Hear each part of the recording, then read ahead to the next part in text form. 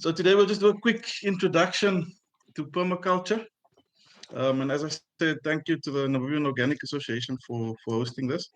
I think it's a great opportunity for us all to learn something new. But yeah, so today we'll just do quick introductions. We've already lost a bit of time. Then we'll talk about what permaculture is, why permaculture matters in Namibia, and then we'll look at a few examples of permaculture in practice, just to give you guys a bit of a flavor of what permaculture can achieve. And then we'll talk just a little bit about our permaculture design certificate that we are planning to host in September, which is quite exciting times for us because it means we'll have some more permies in Namibia.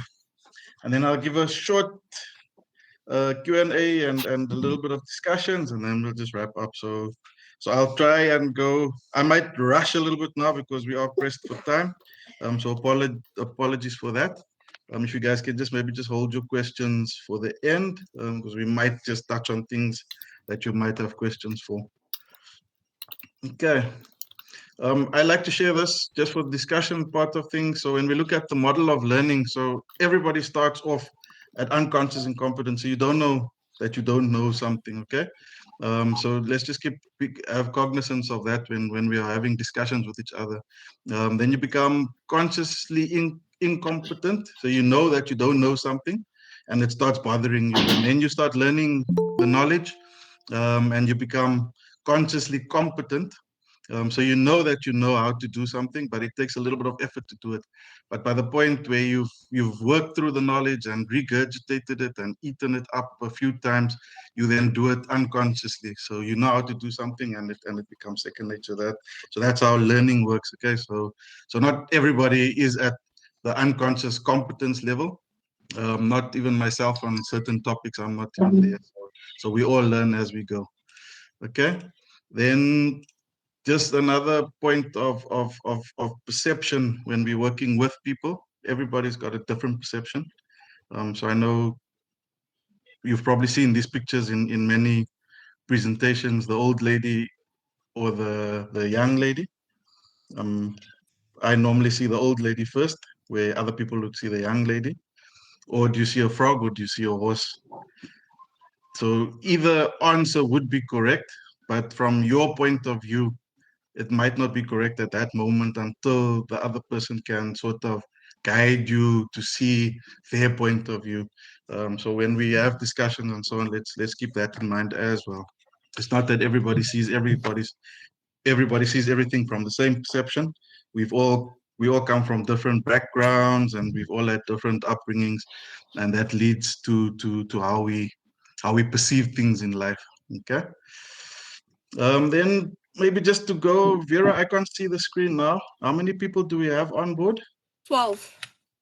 12 people. Okay. So if we can maybe just do like a 30 seconds, just name and background on who we've got. So I'm Grant. I'm actually a chemical engineer, but I'm a aspiring permaculturalist. So we're moving towards getting to full-time permaculture. And yeah, so, but I'll give you guys a turn now as well, quickly.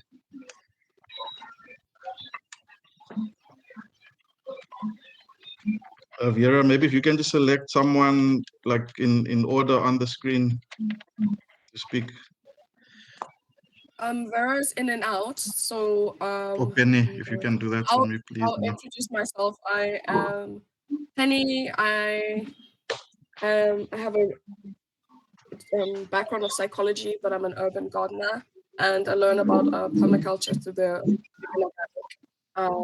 association, and I have no previous experience. Okay, cool. And who's next after you, Penny? Anyone else?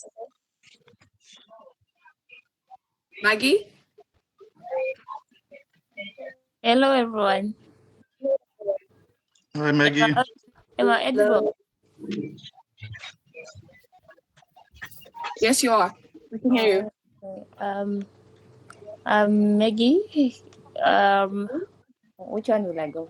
Okay, I'm an agricultural science teacher as well as an agriculturalist, plus an animal science graduate.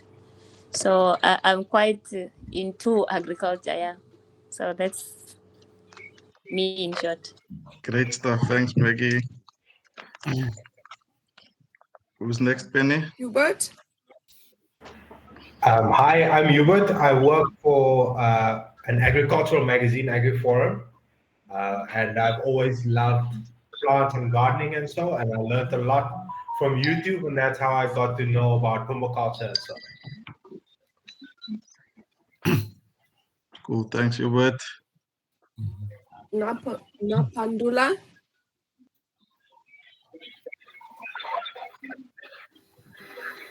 Hi, JKR? can you hear me? Sorry. Yes. Yes, we can hear you. Oh, okay. Hi. Sorry, my name is Pandu Onda Pandula. Well, I think I'm just an individual who's interested in like agriculture, permaculture. Yeah, basically. That's why I'm here. Okay. Thanks, Pandu. Where did you hear about it first time? From the NOAA group, Okay. yeah. Okay. Cool. Who's next, Penny? Tammy? Hello, can you hear me? Yes. Okay, so my name is Taimi. I'm an economist. I don't have much agriculture experience. I do backyard gardening. Well, quite a bit, I guess. It is some experience. And my knowledge of permaculture, for the most part, started with really YouTube. Yeah. Cool. Thanks. JKR? JK. JK, that's me. Yeah. Yes. Hey, I'm Günther Röber. I'm working for DAPP Namibia, doing basically funding proposals, a lot of backyard gardening, nutrition gardening at the moment, agricultural background. I did a permaculture course 3 or 4 years ago, which was facilitated by Alex Krier on Manfred Förtsch's farm. And I think that really fascinated me. I was there accidentally taking out time, but it really caught me. And my frustration is I'm fascinated, and in my working environment, nobody grasped it. Thank you. Yeah. Thanks, Gunther. Next. Ali?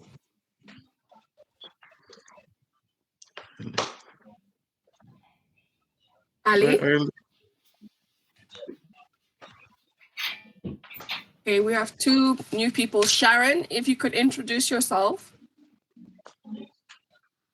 Just a quick introduction. 30 Just a seconds. quick introduction. Sorry, I'm late. I'm Sharon from Okahanya. I'm budding permaculture, starting out trying to build a food forest for my bees. Lekker. Thanks, Sharon. Kita? Welcome. I'm not mispronouncing that. Kita?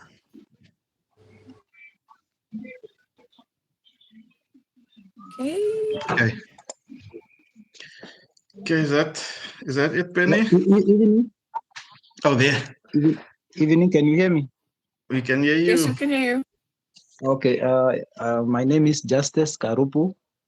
I work for Ministry of Works and Transport. Actually, gardening is my hobby. I used to do gardening always. Then I used to watch a lot of videos on YouTube for gardening. Later, I came across permaculture a few years ago, and I came to find out that permaculture is where I belong. Then I started searching information, and lately I got information for Namibia Organic Association. They are the one who introduced me to Mr. Glenn. Thank you very much. Thank you, Justice. Thank you. Okay. Is that the whole list, Penny? Is there someone else that we missed? If I've missed anyone, please tell me. Okay. If the others can mute their mics as well, just to avoid clashing. Okay, so welcome everybody. So as we see, we've got a diverse group of people: economists, backyard gardeners, agriculturalists, and just people that that garden for hobbies. So I'm Grant van der Merwe, was born in Windhoek, finished my grade 12 at DSSW, and currently I'm a chemical engineer. So when we talk about permaculture and chemical engineering, it's a bit of a clash in in fields. But sometimes we need to work through our current situation to get to where we want to be. So I heard about permaculture first during my agricultural studies when I tried to transition from chemical engineering to agriculture. While we were actually doing a little bit of propagation techniques, I still have the website that I clicked on that time. Was tropicalpermaculture.com. I was looking at growing cashews, and that's how I discovered permaculture. And yeah, from there it took me down a rabbit hole to all Jeff Lawton's videos. For those that have started falling into the permaculture vibe, watching Jeff Lawton videos really gets you hooked onto permaculture. From there, I then decided, okay, I actually left my agricultural studies and then pursued the permaculture way. So I did an online permaculture design certificate course with Jeff Lawton in May of 2013. And then I continued to do an earthworks course with Jeff in September 2013 as well.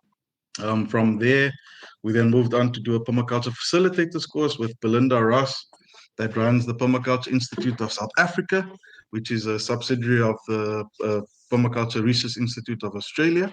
And we did that in October 2015, which was also exciting in East London, where it's nice and green and the land looks good. And then we had a meet and greet with Jeff Lawton planned just before COVID, but that didn't pan out as planned because COVID messed up the whole event. And it basically then turned into a massive permaculture gathering where we then also did a PDC in East London in September 2022. So I actually did my PDC twice through with Jeff Lawton. So yeah, that was a really good experience as well, being with, I think that PDC in East London, we had about 150 people that attended that permaculture design certificate course. So it was more a hippie festival than anything else. Okay. So I'm glad to introduce you guys to permaculture. As it sounds, there's already a few people. Did someone say something?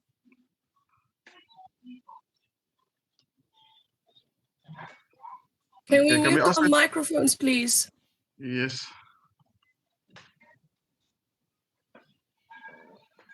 Okay. So let's get into permaculture. Okay, so what does permaculture mean? Okay, so permaculture was a term coined by Bill Mollison and his student David Holmgren in 1978. Okay, so quite a while ago. So David Holmgren was Bill Mollison's student, while Bill Mollison was a agricultural or ecological psychologist teacher at the University of Melbourne. Basically, the term comes from two words, which is the word permanent, or the Latin word permanence, which is derived from per, which is the Latin prefix meaning of through or thoroughly, and manere, which is the Latin verb meaning to remain. So the literal translation of permanere is to stay through or to remain continuously. Okay, so it basically runs to infinity. So that's permanent. Then agriculture comes from the Latin ager, which is field or land, and cultura, which means to cultivate or to care.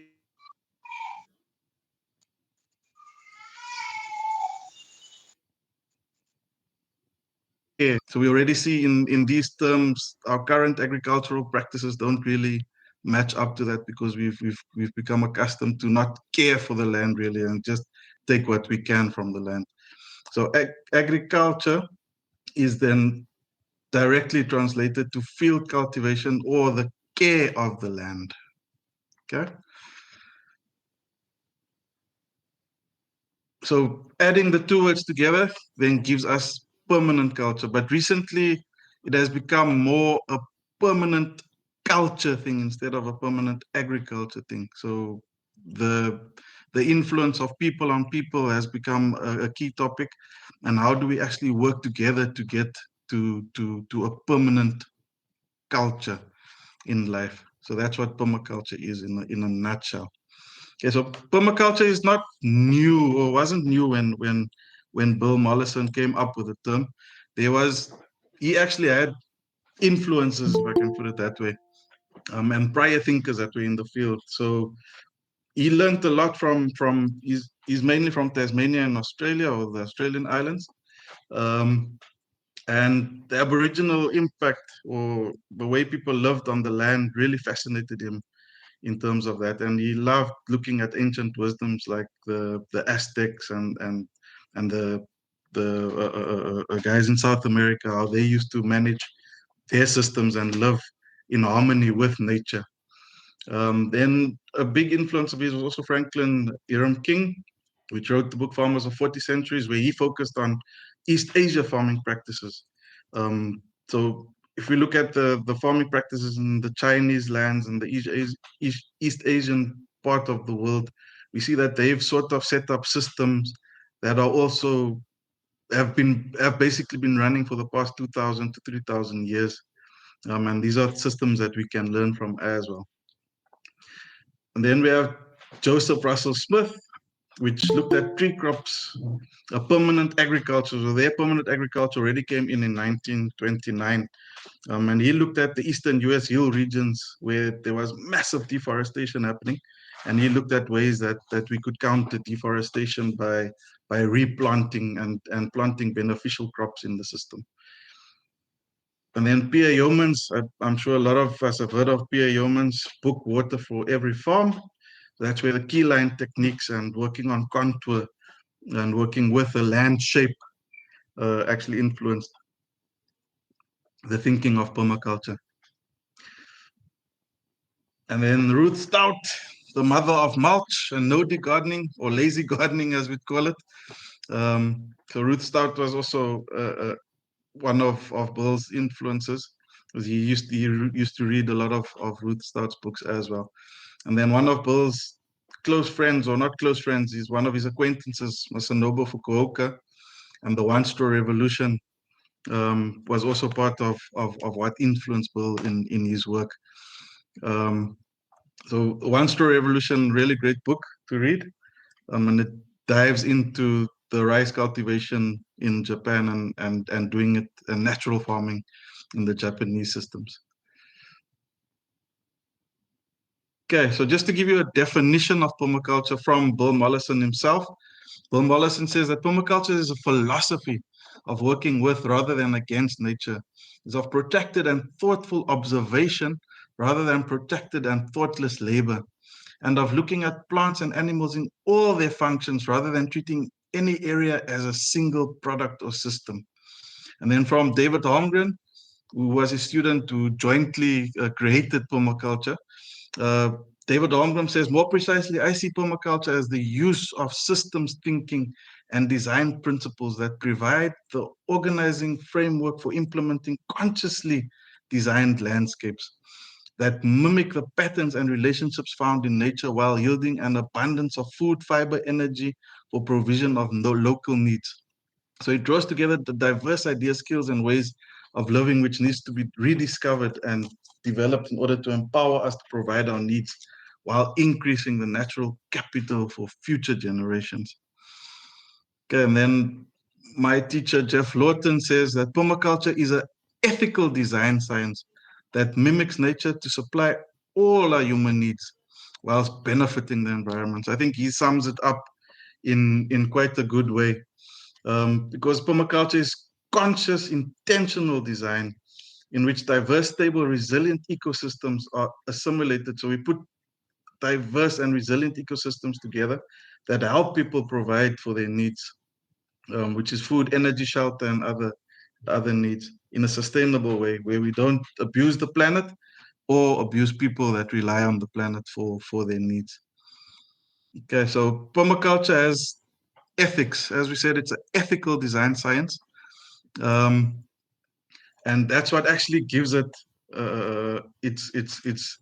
its relevance in society today, because it almost feels as if we've lost touch with our ethics in life.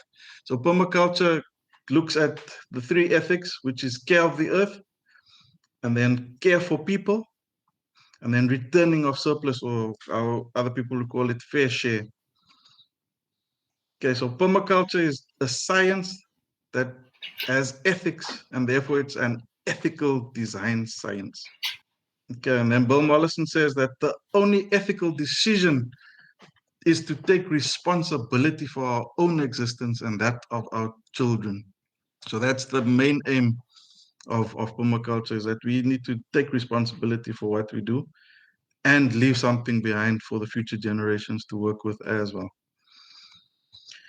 Okay, then just in a nutshell, the way Jeff Lawton explains permaculture via the wardrobe analogy, because we normally, or in my career in the permaculture world, we've heard a lot of people saying permaculture doesn't work. This permaculture thing is difficult. It's nonsense.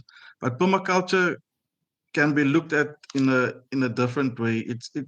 It's not a set guideline on how to do things. It gives you an outline and a main frame on how to design lands that mimic nature. But you've got a lot of tools and resources. I see it as a toolbox. Jeff Lawton sees it as a wardrobe. So in that wardrobe of permaculture, you have your observation. You need to look at the land, look at yourself, and look at what's happening around you, and then make your decisions from there. In your wardrobe, you can pack a lot of t-shirts, like seed saving, uh, homesteading, rocket stove, solar energy, looking at different technologies. You can add books and hats to your wardrobe, like plant guild, succession, farming, looking at agroecology, um, and then biodynamics, pattern understanding. But all of this comes with ethics and has design with it, and it is a science. Then in our PDC, we normally touch on Bill Mollison's principles, but the more recognized principles out there, and I'm sure all of you that have searched permaculture on the internet, you come across these principles. So permaculture is not just doesn't just have ethics on how to design. So the ethics of earth care, people care, and fair share, but it also has 12 main principles that we use when we're busy with our design work. So just to run through them quickly, we observe and interact our landscapes, where we take the time to engage with nature. We can design solutions that suit our particular situation. So it's not one shoe fits all, but there are many shoes that could fit many feet in that situation. So you need to observe and see what shoe would fit. Then we try to catch and store energy.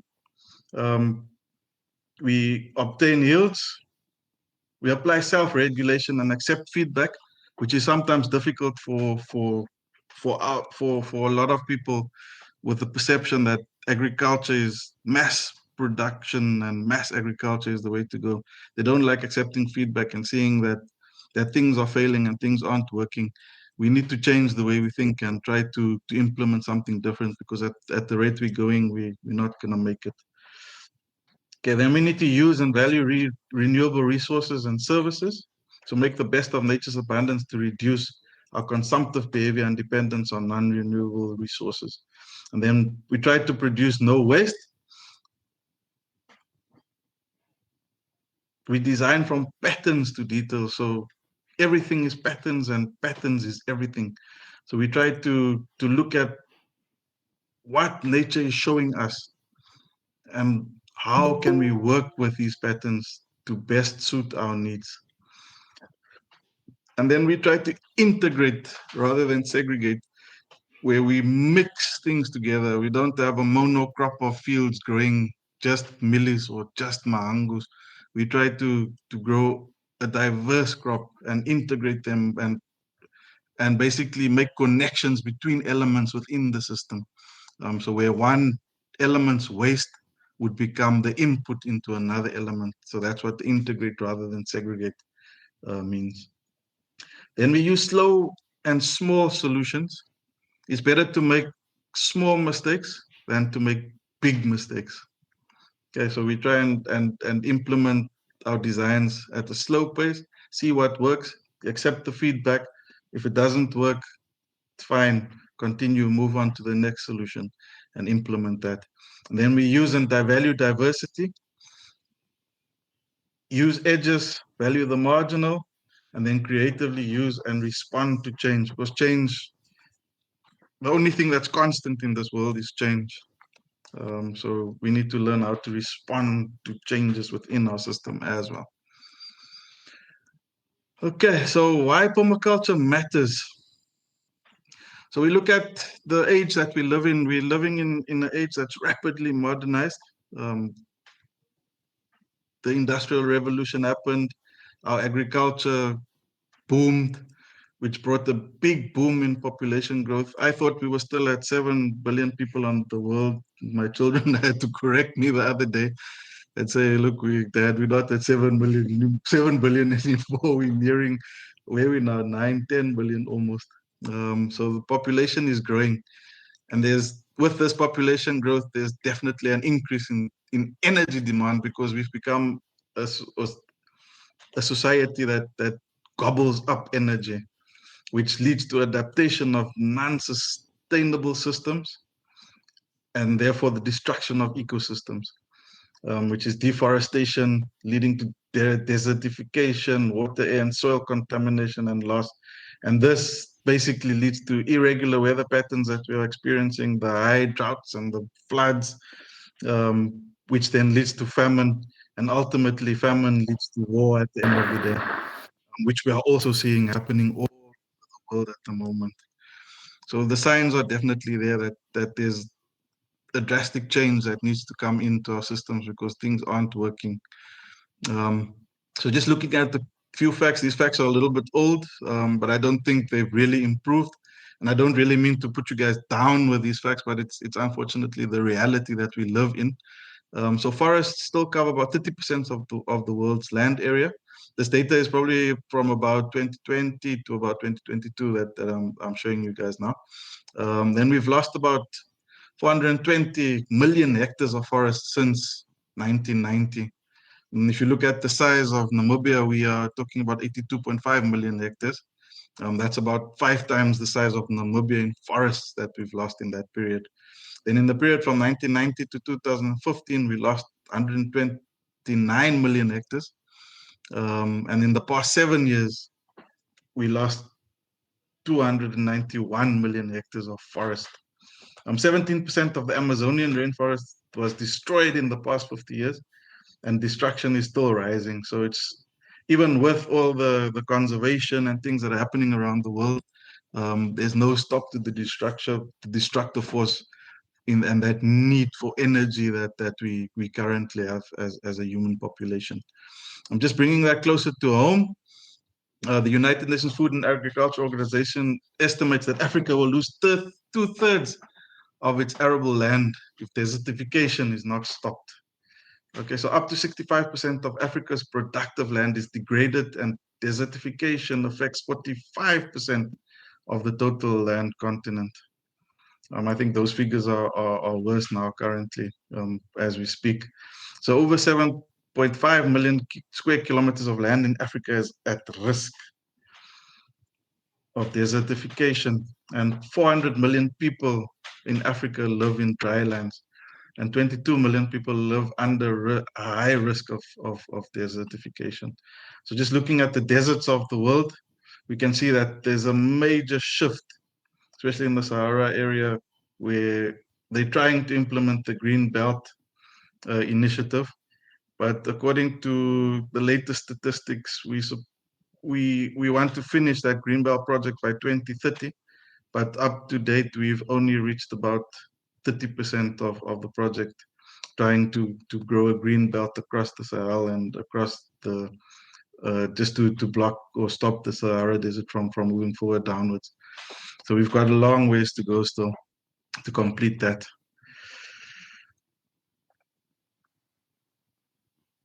And that was shown then. Namibian statistics. So looking at the global health index for Namibia, we at least have a positive trend.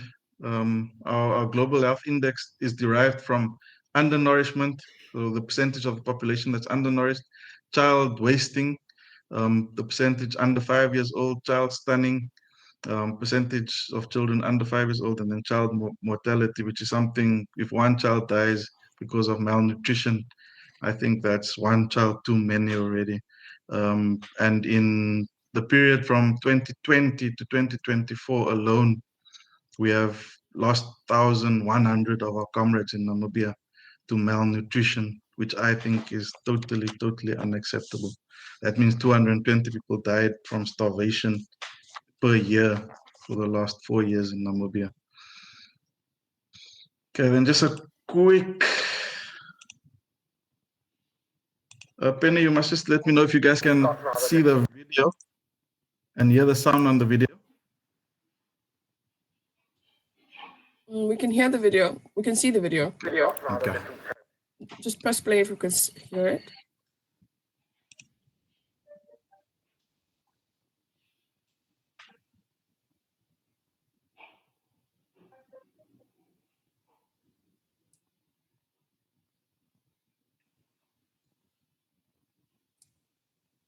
Can everyone hear? No sound is No, can't hear. Is there no sound? There's no sound now. Okay, I'll skip the video then for time. But basically, we all know David Attenborough. He's the guy that does all these Natural Geographic programs, and he's lived to be quite old, and he's seen how the world has changed over his life period, is basically what he's saying. And he's then indicating that, look, from his eyewitness experience, he can see that there's definitely been a drastic change from when he was a young man to now in how the world looks, and that there's definitely change needed. But it's a film that's on Netflix. I'm not sure if it's there anymore.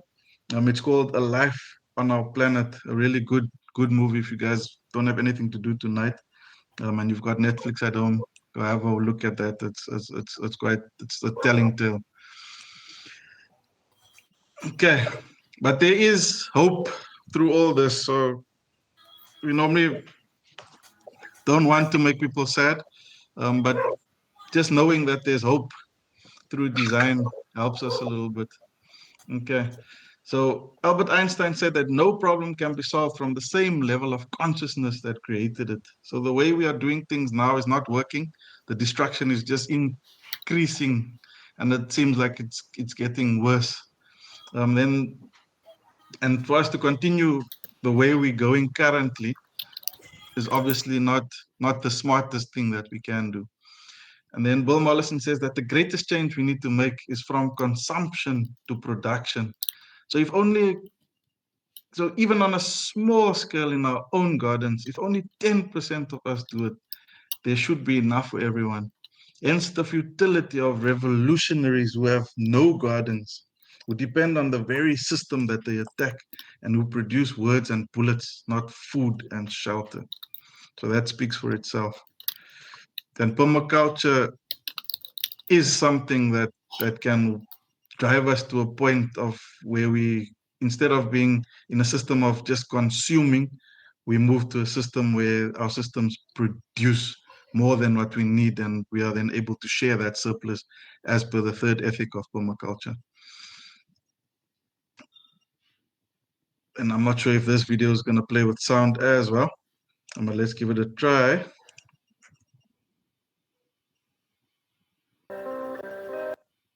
Can you guys hear the sound? Only at the beginning, sound but then at the beginning and then stop. That's weird. Okay, but basically he's saying you can rest in if you design a garden such that you can hide in it, then why do you need to work? So you can basically have a relaxed time.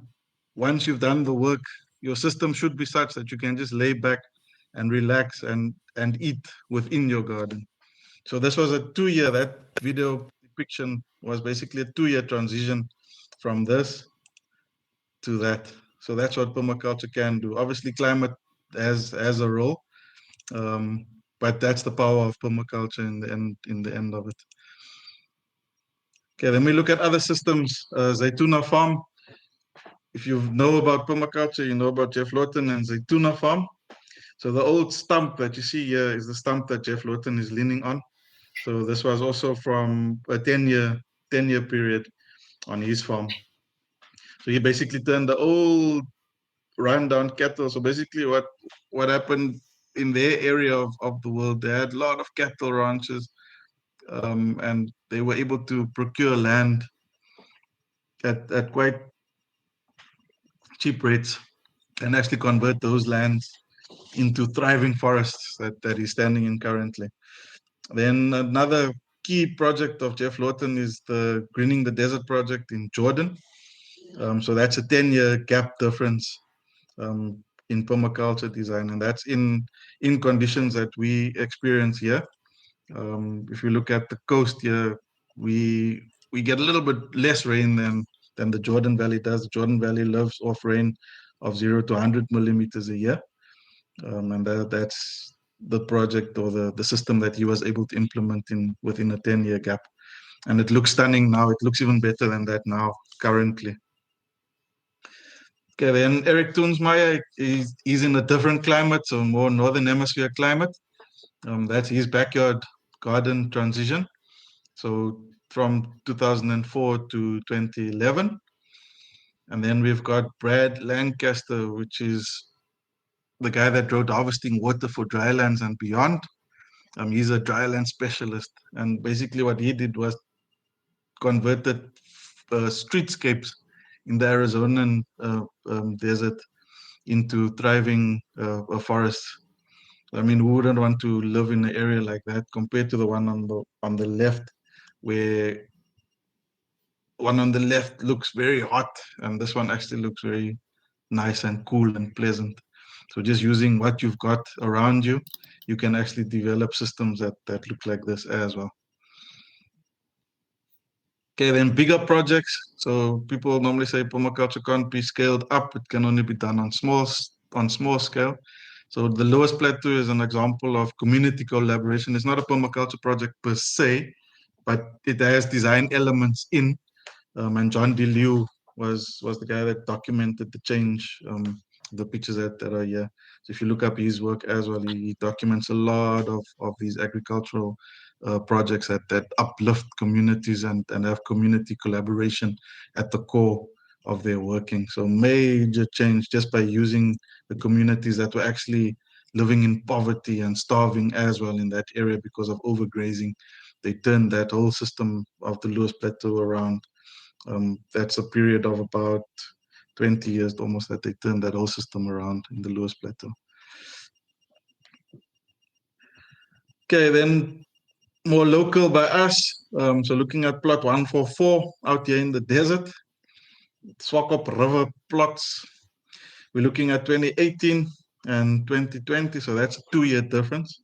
Okay, even though the hole took me 6 months to dig, but that's also just a quick change, and having a little bit of water from your washing machine can really make a big difference as well. Okay. Then one of the key points that we said we'll discuss is how do we design sustainable gardens and farms. So you don't, when we look at the permaculture design certificate course, it gives you a really good outline of what you need, but as a person living on earth, we don't really need all that. We just need to think a little bit. Okay, so we need to observe and interact, which is key. We sometimes jump to conclusions and jump into things and try to do things without actually looking at the thing that we are jumping at. So observe and interact with your system a little bit, with your land. See where the wind is, see where the sun is shining. Draw a quick map of your area.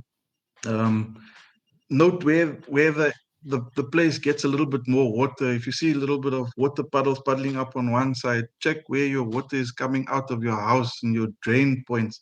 Look where the negative energies are coming from. You've got noises from the neighbors, or you've got a bad smell coming from across the road, or bad winds, as in our case with the east winds here in Swakopmund, or the southwester that destroys our garden in most of the gardens in Swakop area. So note those things down and observe what's happening around you. Note where you yourself spend most of your time in your garden. So if you're walking from your car to your front door all the time, twice a day, that's a point where you are active all the time. Or if you on the weekends, you know you're going to go do the washing from your back door to your washing line, that's a point where you're active. Those are points where you can focus on working because your attention is already in that area. So try and focus your attention in that area and try and grow things or implement systems in those areas where your energy is already being spent, which just makes work easier. Because at the end of the day, when you make things difficult for yourself, that's where you start losing hope and giving up. So make small changes in those areas and implement little things as you go along, just to give you that little bit of boost in morale every time. The things won't work 100% in the beginning, but as you observe and as you learn and see what works and what does not work, you get better at it, and that's the way we go. Okay, then catch and store as much energy as you can. So I'm just running through a few of the principles that we can implement in our daily lives already.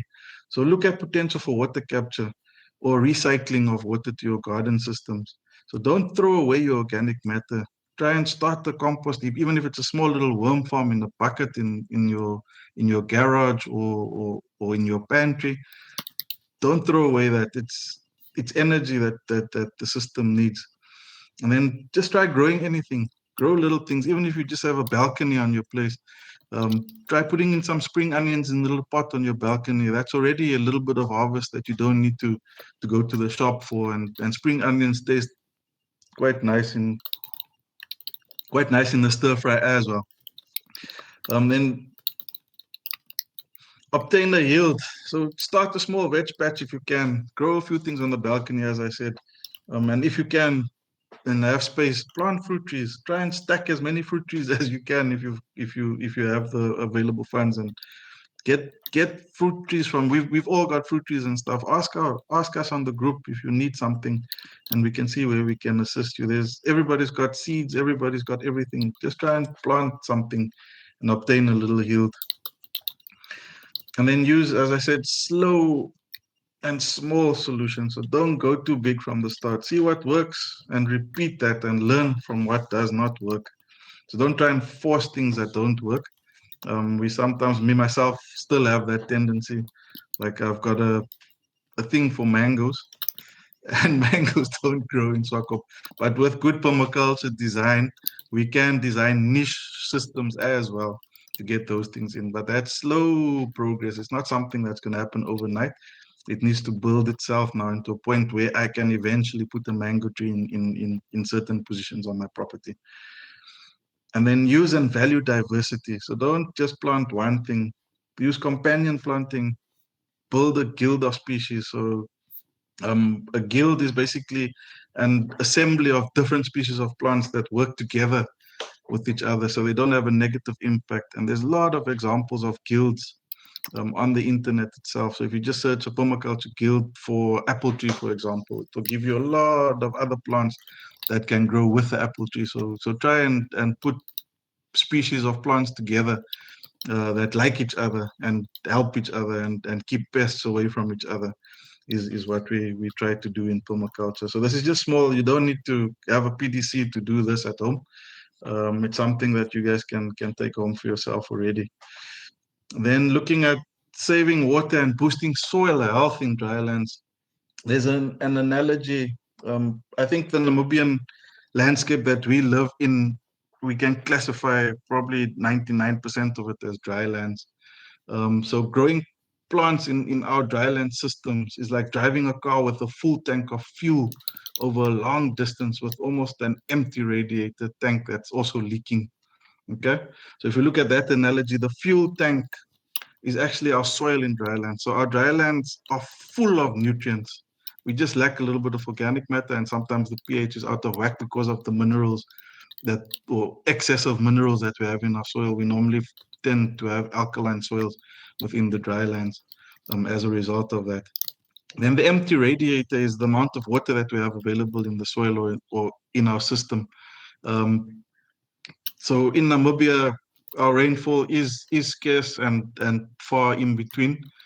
So water is one of our biggest resources that we have when we're looking at dryland agriculture, if I can use that word in the right context. And then the leaking radiator is all the water losses that we get out of the system. So evaporation, looking at water just draining out of the soil, water runoff on the system. So that would be the leaking radiator. And then the car's accelerators, if you push the pedal down, is the evaporation rate that we have out here in the drylands. So just think now, if you're driving that car that it's got a full tank, so you can drive far with it, but your radiator is empty and it's leaking. How do you get to your destination with that car? Okay, so for us to complete our journey without our car breaking down, we need to try to add water to the radiator. Okay, and then we need to try and block the leakage of water if we can. And then we should try and drive as slow as possible. So take your foot off the accelerator when possible. And then, so basically just reduce that evaporation rate, as I said. So the car's accelerator is the evaporation rate. So take your foot off the accelerator, reduce the evaporation rate. Okay, so adding water to the radiator tank means we harvest as much rainwater as possible. It's preferable to rather sink the rainwater into the ground. If you can't get a tank to store it in for a little bit, get it to sink into the ground on your property instead of running off into the road. That already brings a huge benefit to the property that you're working on. Then recycle as much water as you can within your system. So get your grey water into the garden, but just be aware of the chemicals that we use in our systems, because sometimes the soaps and things just add to the problem in the soil. So it normally comes with a change of mindset on what we use as detergents and softeners and stuff in our washing machines as well, because that's also grey water that can be used in our system. And then growing plants also hold water in their system. Okay, so get plants in Grant? your. Hi, ma'am. Sorry, I put the new link for the next meeting because at 9 o'clock it's gonna end. Is so it gonna end at 9? Link for the meeting. Yeah, so I've put the new link on the chat. So if once we finish with this meeting, then we can just join. Okay, cool. Because I've rushed through, so I should be finished by 9. Sorry, Grant, it might actually be before 9 o'clock because we started the meeting before 8 o'clock. Okay, yes, cool. But you need to close this down. Just if everybody can just copy that link that Penny put into the chat, and then you have it. So maybe just for me. Send it on WhatsApp, please. Yes, yes. Because I can't see it now while I'm busy presenting. Okay, so how do we block the water? So we try to add organic matter to our soil. So add compost, mulch, and biochar to your soils. If you can store rainwater in tanks, that helps from the water running away through our system. Then use drip irrigation instead of having the water evaporate as a result of a spraying system. Use drip irrigation to make sure the water is focused at the point where you want it to be. Then plant drought-tolerant species, because species that aren't drought-tolerant also suck up water out of our system and actually release that into the or lose it into the surroundings. Okay, that dog is happy. And then try to change your water timing. Instead of watering in the afternoon, water when it's cooler. That also saves on water. And then use water wisely in the house. I say install a compost toilet if you can. That saves a lot of water. And I mean, to me, it doesn't make sense that we are doing our number twos in clean drinking water as well. Okay, then how do we take our foot off the accelerator? So create shade areas. So plant some trees, get mulch on the ground is also part of creating shade areas, because mulch shades the soil in a sense. And then never leave the soil bare. So try to have a system when you're growing things where you have a succession of planting. So when you know you're going to be harvesting a certain thing, or certain veg, make sure that you've got the next seedlings ready to go into that bed, so that that bed is not empty for long. And try to plant perennial species instead of having a lot of annuals in your system that you remove periodically, leaving the soil bare and the soil system itself without roots that actually do most of the work. Try and have perennials that are in your system long term, and that actually stay within your system and keep the system under shade. Okay, so growing food without harmful chemicals, people say is not possible, but it's not the easiest thing to do, especially if you're transitioning from an old system. It's the same like when you're transitioning from the conventional agricultural system to organic system. It's also it's not a step change that you take, it's a gradual change, because you need to get out of the old ways of doing things. But if we look at a forest, there's no one that goes into a forest and sprays pesticides or artificial fertilizers in a forest. But yet all the animals and creatures and life in a forest are living the good life in there. The forest provides everything, and everything gets cycled within the forest. There's no waste that comes out of the forest, and the forest perpetuates itself over time. So what we as permaculturists try to do is we try to mimic these patterns in nature. I know Jeff Lawton says we do mimic it, but I believe we only try. We're still getting to an understanding. We don't even know all the soil organisms. We can't name all the soil organisms that there are. So that complexity that there is in natural systems, we as humans with our limited thinking can't really fathom what the interactions are that are happening. And if we remove one of those elements out of the system, the whole system collapses as a result of removing an element out of a natural system. Okay. So when we try to mimic natural systems, we ask ourselves, what makes a natural forest a natural forest? What makes it function? Okay, so we know that it's diverse. We know that it has many layers, so it's not just one layer. It's got many layers, seven layers, as a matter of fact. And then a natural forest produces no waste, so everything becomes a resource to everything else. So nothing leaves the system. If I can put it that way, there will be small losses because entropy is real in the world. And then a forest always protects the soil. So if there's a disturbance, you can look at it anywhere, even in Namibia with the bush encroachment that we're getting in the northern parts of the country. That's just a response to nature trying to protect soil. So whatever species takes up that niche is the species it's just doing its job. So it's just a pioneer species. So disturb an area, nature will take over and cover it with what it thinks it needs covering with, or what works best in that situation. So nature always protects its soil. And then look after your soil. So always protect your soil, because your soil is alive. Okay, then diversify your space. Bring in many perennial species that attract all sorts of creatures. So instead of you trying to spray things, rather plant the basil or plant a little bit of dill and leave it to flower, which then attracts ladybugs that eat aphids. So you don't have to struggle with aphids and control them all the time. Make the other elements your allies within the system. But if you're spraying, you'll be killing those allies. And what we find in nature is that the predator's life cycle is normally much longer than that of the so-called pest.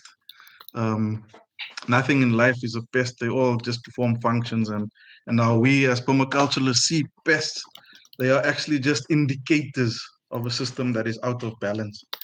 So as a permaculturalist, you then start viewing uh, aphids in a different way, and you actually see that you only have aphids because there's something not right in your system. Your soil isn't lacquer, or you don't have any beneficial insects. So get that diversity going and get that diversity moving within your systems, as you can now already. You don't need a PDC to do that.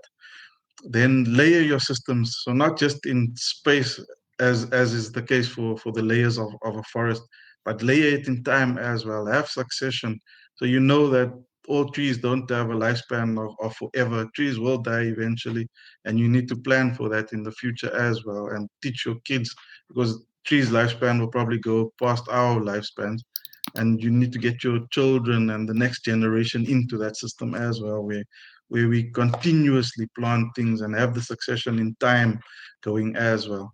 So layer things in time, short term as well. If you, like I said, if you know you're going to be harvesting your broccoli, start planting onions and getting your onions into the system beneath the broccoli, because they'll like the shade of the broccoli. And once you remove the broccoli, the onions then take over that system instead of having a system that's just fallow and bare. And then cycle nutrients. So make compost with the waste products. Don't throw away organic matter. Everything that lived, is a saying that Jeff Lawton always says, everything that lived can live again. Okay, so any organic matter is compostable, and that organic matter can be reintroduced into the system and find a new life within your system. Okay, then be present. It doesn't help we do things and then just leave it. You need to be there to observe and make the gradual changes that are needed. I'm not sure who said this, but it's a good saying that I carry with me. The best fertilizer for a garden is the gardener's shadow itself, because you pick up things and you see things and you can then respond and react positively to whatever's happening within your system. So be present within your systems as well.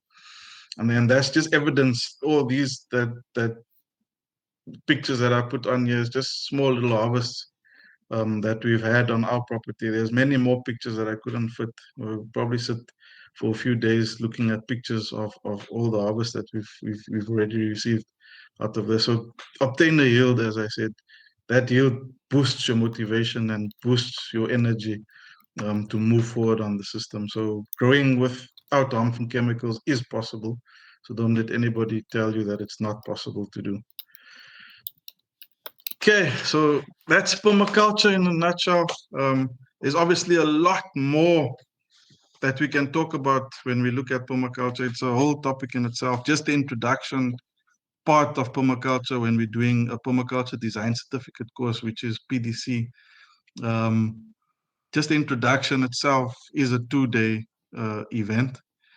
So this that I gave you is just scratching the surface, but it's already something that we can work with if you're not gonna attend the PDC. But just to give you a bit of background on the permaculture design certificate course. So the requirements of a permaculture design certificate course is that it's based on Bill Mollison's Permaculture Designer's Manual. So great manual written many years ago, but still with a lot of relevance in that manual. And it's a real guideline. And it's a manual that you can take out. And it's not something that you'll be able to read cover to cover, but it's if you've got a challenge or a situation that you're faced with, it's something that you can get out of the shelf and page through the pages to that section. And I'm 90% sure, 99% sure that you'll have a solution in that manual. So Bill Mollison's forward thinking, I'm not sure how he got it, but yeah, some say he was visited by aliens. But yeah, he really had a forward-thinking mind, and the permaculture designer's manual is still really valid today, as it was in his time. And then we need to cover all the chapters in the permaculture designer's manual. And to cover all those chapters, we need to do 72 hours of teaching time Okay. And then participants need to present a presentation of a final design. So at the end of the course, we put whatever you guys have learned in the course into practice, and you then basically do a design on a property. And then we just check and make sure that we have the baseline. From there, you'll obviously still learn more. I'm myself, after all these years, I'm still learning every single day. You don't stop learning, you're continuously learning, and it's you feed off all the information that you can get. But that the course gives you a base to start from, and it's a quite solid foundation that you can start on and work from there. Because as they say, permaculture in itself is a living organism as well. So it evolves over time. It never stays the same because there's always change. As I said, change. The only thing that's constant in this world is change, and permaculture evolves with the changes. That's how the system is designed. Okay, so just the basic layout quickly. We do the introduction to permaculture, so we look at what permaculture is. Then we do the two topics, which is critical to the design side of permaculture. So concepts and themes, methods of design, and even the layout that Bill Mollison has in the permaculture design manual. How we structured the chapters was also intentional, how we did it. Then we look at patterns, because patterns is what affects our designs. And then obviously a big pattern in our systems is the climatic factors that gets looked at. And then he put trees before water. One would always think water is first because water is life, but trees is actually the glue that holds everything together. So that's why he focuses on trees first, and then we focus on water and how to harvest water, manage water, what water is, and how water can bring your system to life. And then together with water, soil is also a major topic within the permaculture design manual. So we look at compost techniques, we look at fertilization techniques. There's a whole array of chapters how to get your soil life healthy. And then we do a bit of earthworks and earthworking, which is a little bit of practicals as well. Do a little bit of practical work outside, learn to work with a dumpy level, learn to work with the A-frame, learn to see the patterns in the landscape where you could put a swale, for example. For those that don't know, a swale is just a water harvesting structure that's on contour. So we learn how to read contours on maps, and how to use the resources that we get out of the earth, like rocks and stones and that. So that's a practice in earth surgery, basically. And then we go into a little bit more detailed design considerations, where we then look at humid tropics. But in my PDC, we focus on dryland strategies. So we'll touch on the humid tropics, we'll touch on humid to cold climates, and aquaculture. But dryland strategies is what we focus on in the PDC in the desert. And then a major topic that's normally underrated, because without people and human landscapes, people interaction is what keeps things going. Without that, everything falls apart. So strategies of an alternate global nation also gets covered in the permaculture design certificate course. Is everyone still there? Did I lose you guys? We're still here. Okay. Yeah. But Well, you must just, I don't know, because I can't see if we fall off. I don't know if it will kick me out or what will happen. But let's see. Maybe It'll someone must probably call kick me if you I don't. out. Okay, cool. But I'm I've almost at sent the the end. link to the group. Thanks, Penny.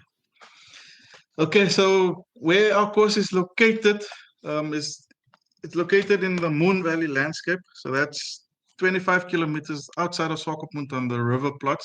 So we are really in the desert, smack bang in the middle of the desert. Okay, so it's on plot 144 in the Swakop River plots. We're about 25 k's outside of Swakop. The course basically takes place within our home. Okay, so we open up our house to our course attendees, which makes it a bit more personal and interactive as well, because it's a lounge setting that we work in. We sit in the lounge, have a nice lounge session, and chat about nice, interesting topics. We've also got a lot of established systems already on our property. So it gives that interaction where you can actually see how things are already working. And apart from that, we've also got a lot of projects that are still in the making on our property as well. So while you're doing the course as well, it gives you that opportunity to see how things develop and how things get implemented and how we work through challenges that we could face, because these are all things that we will then cover during the course as it happens, because we'll obviously, there's a huge practical element to doing a face-to-face permaculture design certificate course.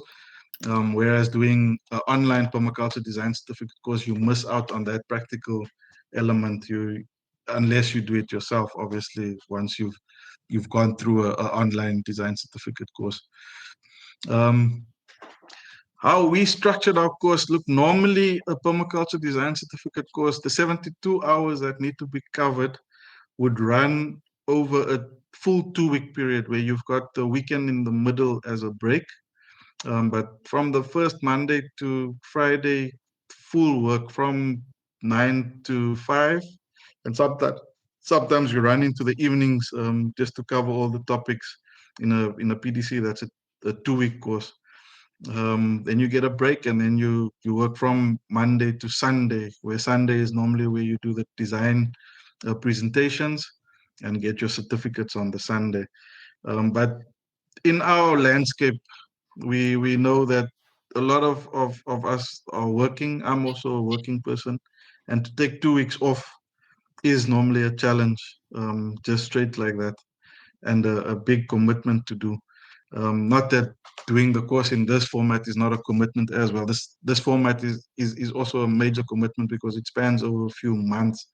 But how we try to incorporate the normal working person is by doing it on a weekend basis. Okay, so the dates that we have so far cemented are the ones that you see in black. So 28th or 27th, the weekend of 27th of September is where we're going to start with the introduction to permaculture. The nice thing about how I run my courses, look, you don't have to pay for the full course. You can pay per weekend as you join, which also makes it a bit more affordable, because paying a full permaculture course once off is not the cup of tea that everybody can take or partake in. So we make it affordable by giving you that option. And if you join the introduction to permaculture course and you don't like the way I teach or the way I do something, or the way our system is set up here on the farm, or if you've got other commitments that come up within that time, there's no hard feelings. You can then stop at part 1. Then you already have an introduction to permaculture certificate, which then can carry you to the next PDC, where you won't have to do that section in the next PDC. Okay. And then we basically then just stagger it over weekends, as we saw. But because my children play inline hockey, we are sort of reliant on the Namibian International or Namibian Hockey Federation's time schedules as well. So that's why we've got the schedules in 2026 in orange and red, because we are not 100% sure. The red ones potentially could change, and the orange one, the chance that it will change is not that big, but there is still a little bit of chance that it can change. But the black dates are dates that are definitely fixed for us to run this course on. Okay, then just to give you how a typical day looks, as I said, it's quite intensive. It's a lot of information that we need to work through and get through, and it does get a lot, okay, because it's a whole day that you're busy. So we start at 9. The first day, obviously, we do a bit of introductions and arrivals. If we can start at 8, would be better, because then you finish earlier, especially for the guys from Windhoek or from other areas that need to drive back again on the Sunday. That could be a challenge. So we'll try and cut the Sundays shorter and not finish at 5, just to take that into cognizance as well. But then we need to squeeze a little bit of information in. So it's a packed day. We do provide you with the morning tea. We haven't put that on, but as you arrive, obviously there'll be tea ready for you guys. And then there's a tea break. in between just to give the brain some breather, because that information that you get is loaded, and it takes a lot of concentration and focus to get the information in. Then we've got a nice lunch, and then another tea break before the final session. So it's really enjoyable. We try not to just do classroom things. We try, when we see you tired, will walk around outside and try and do some activities outside if the weather allows. But yeah, it's very interactive, and we've got a lot of outside activities that happen during the course as well. Okay, so that's just a setting of our living room with the last PDC that we had, where we actually had 8 or 9 participants in that PDC. And the cost of a PDC is, the full PDC cost would be $6,300. So that's for the 72 hours, which basically works down to 900 per weekend, but taking into consideration that it's 2 full days. So where you would normally pay 450 for a course that would run from 8 to 12, take cognizance that this course is actually running from 8 to 5 for the full day. So $450 for a full day course, I think is not too bad. Then what the course includes is obviously your design certificate. We give you lunches and 2 tea breaks. There's a lot of course material that we have and that we give, and the extra information that comes with. And the nice thing about the setup of this course is you've got a little bit of time to chew through. I might overload you with some information. I don't expect you to go through all the information that I give you, but there's a lot of stuff that are very interesting, that I add on to the information that gets shared. And you can chew through that, and then there's always nice discussions that we have after the participants have chewed through the information, and a lot of questions also come from that information. So that's what makes this format of the course actually very nice. And then as we go along, there's a lot of extra goodies lying around the place. People take home a lot of stuff from the last course. So yeah, there's a lot of extra stuff that come with the course as well. So as I said, there's in life, there's pros and cons to everything. So the pros of our course is it allows the working person to attend. The price is very, very reasonable.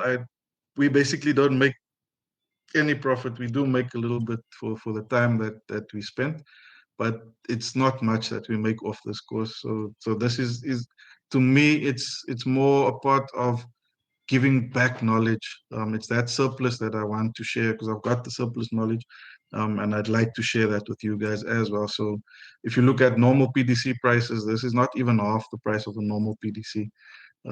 So it's really, really, really reasonable price that you get for full PDC.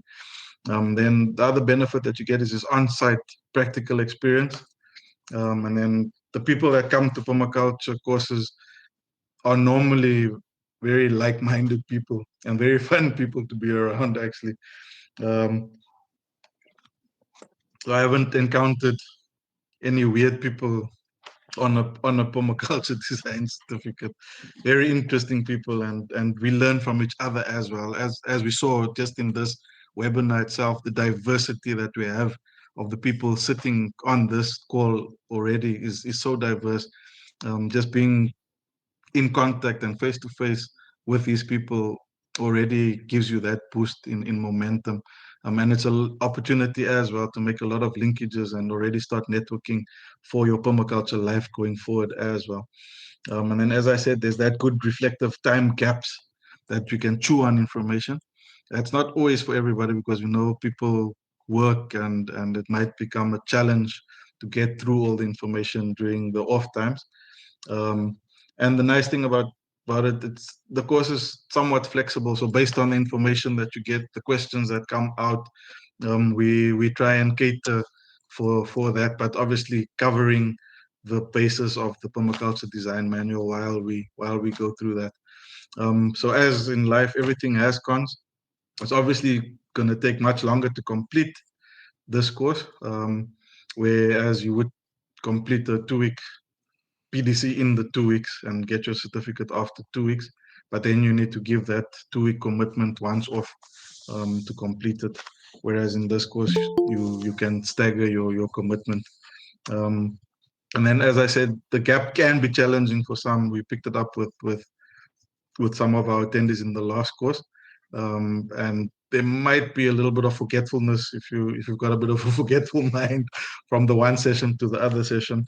But we do recap when we start with a new course. We go through, see what questions the attendees have, and just recap on what we did in the previous month as well. And if you've got questions on the other information that I share with you, we run through that, so that sort of refreshes the brain and refreshes the memory.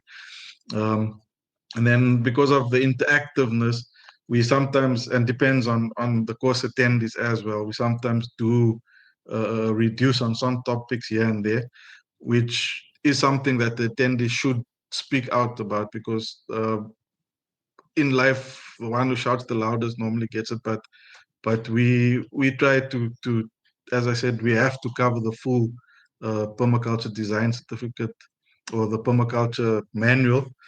But sometimes, because of interest in other topics, you might lack a little bit on certain topics. So that's the nature of a face-to-face PDC.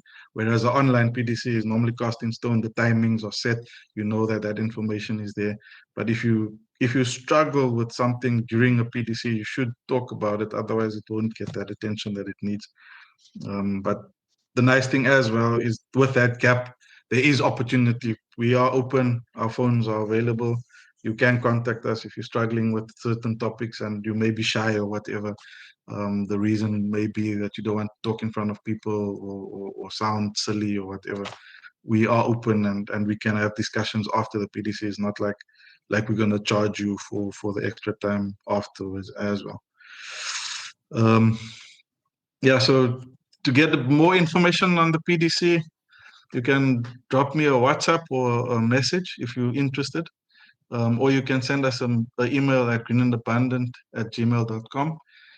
Green and Abundant is just a company that we run here on the plot. So it's a family-run business between me and my wife, Annegret. I don't know if you guys have seen our YouTube channel. We try and bring permaculture into the Namibian landscape. Okay. So I look like I'm good for time.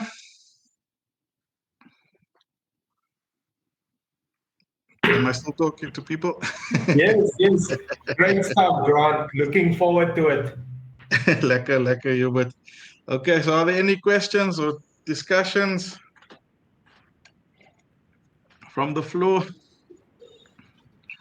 Yeah, Grant, I just want to appreciate your presentation and really commend you on what you just shared with us now. I did not get to introduce myself. I'm actually a garden manager at an organic regenerative agroforest just outside of Kakarara.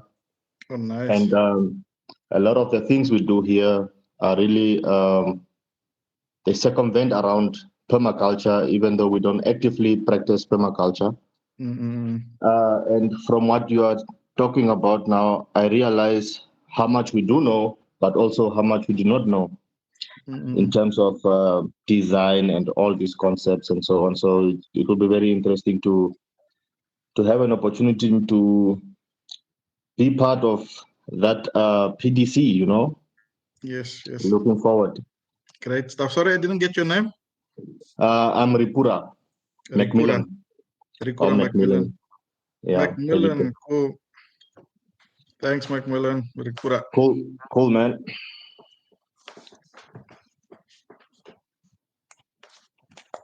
Okay. Are there any more questions or?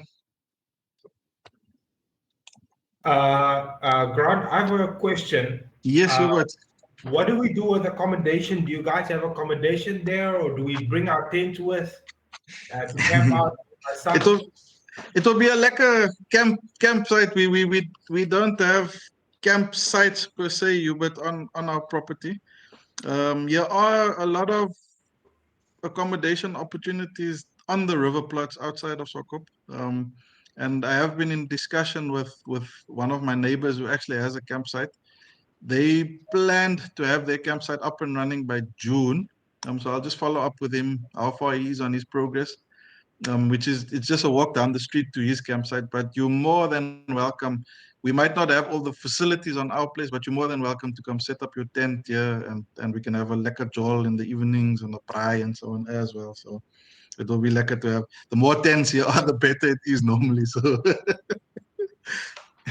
Sounds great. Sounds great. yeah. So no, you're welcome. You're welcome. We'll try and make makeshift arrangements for water and so on the outside and so on. But if need be, we've got showers in the house as well that you guys can utilize. So it's not a problem. Okay, wonderful.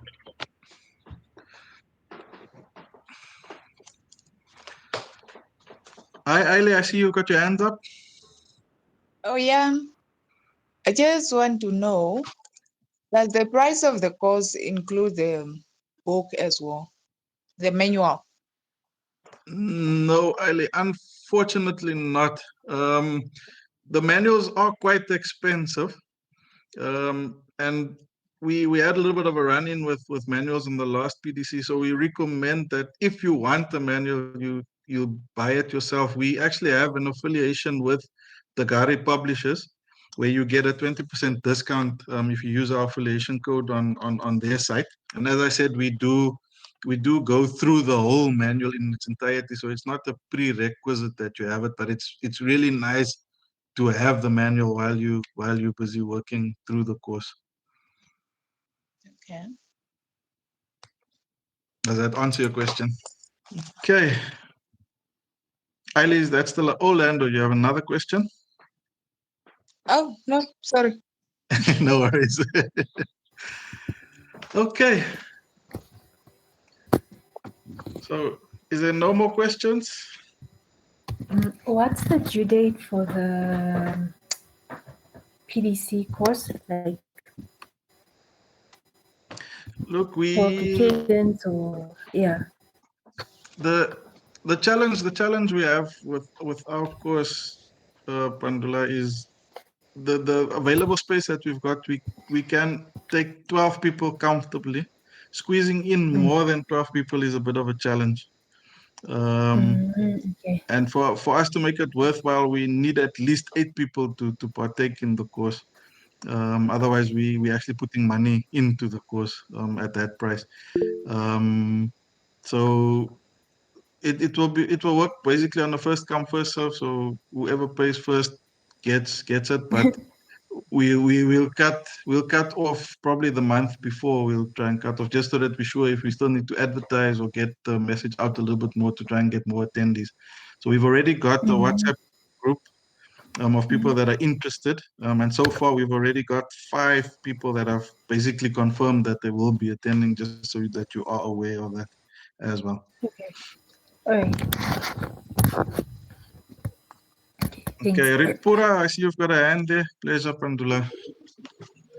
Yeah, Grant, I wanted to ask, so do you have assessments after giving the coursework and the information? How do you now, when do I know that I have passed the course? Yeah. 100%. The assessment that we do is the design itself. Okay, so while you're busy working through your design, the requirement for the certificate is that you submit the design. So we don't do tests per se to say, because it's everybody, as I said, everybody perceives knowledge in a different way, but there is a base of how things should be done in a sense, or how you should be thinking about design. So that's what we look for when you do a design. So we don't look. Yeah, go ahead. So it is site specific, now. Your evaluation. We'll work through different design locations. We will as the course goes on, we normally pick a site. Maybe we'll use our site, or we can use another plot here outside, or you can use your own site at home to do a design on.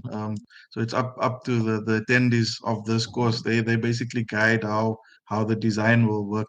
But you have to submit the design. We'll then work through the design, see if there's any critical thinking differences, and then then we just highlight those differences. But once you've done your design, you basically are eligible for a PDC, for a permaculture design certificate. Yeah, that's how it works. Cool. Thank you. Lekker, man. Okay. Good stuff. It was nice being with you guys.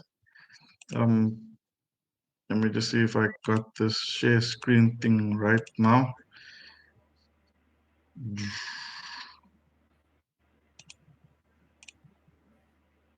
Okay, you guys can see my screen again? Yes. Yeah. Okay, so thank you guys for attending. It's really, really appreciated. And thank you again to the Namibian Organic Association for setting this up. We really appreciate it. And hopefully we see a lot of you guys at the Permaculture Design Certificate course as well. So just in closing, and a little bit of homework for you, Ritura, that likes assessment. Please observe your land. Start the small compost buckets. If you don't have compost, just check it up on the internet. Do a little compost bucket and see how that goes, and make changes according to what you observe in that compost bucket. And then plant something. If you don't have anything growing at your place, plant something. Just start planting anything. That's where it starts. As Bill Mollison said, that 10%, if we can get to 10%, then everything is covered. Then I'd just like to add, we do have a YouTube channel where we try and run through a couple of topics in short form, and also try to show our viewers a little bit of what we're doing out here on the plots. So if you want, have a look at the channel. If you like it, subscribe. If you don't, that's also fine. We won't feel bad about it. But there are a few nuggets of information that come through on the YouTube channel as well. And there's a lot of plans for the YouTube channel going forward as well in the Namibian context. But yeah, I'd like to thank you guys again. Really, really much appreciated. No, thank you, Grant. You really have contextualized permaculture for us, for me at least, because we usually watch these YouTube videos and read content on permaculture, and then this is somewhere in Brazil or in the United States, and then you just don't know if these things will apply. You don't know how they will apply, but you have really coined it for me. And yeah, well, thank you. Thank you for that. Much appreciated. Vera, any last words from your side? Vera had to quickly go to attend things. Or Penny, you can take it. But thank you everyone for attending. Hopefully we can have more of these webinars in the future. Definitely. Okay, thank you, guys. Thanks so much, guys. Enjoy your evening further. Thank you, everyone. Have a good night. Bye-bye. Bye. Bye. Okay, goodbye.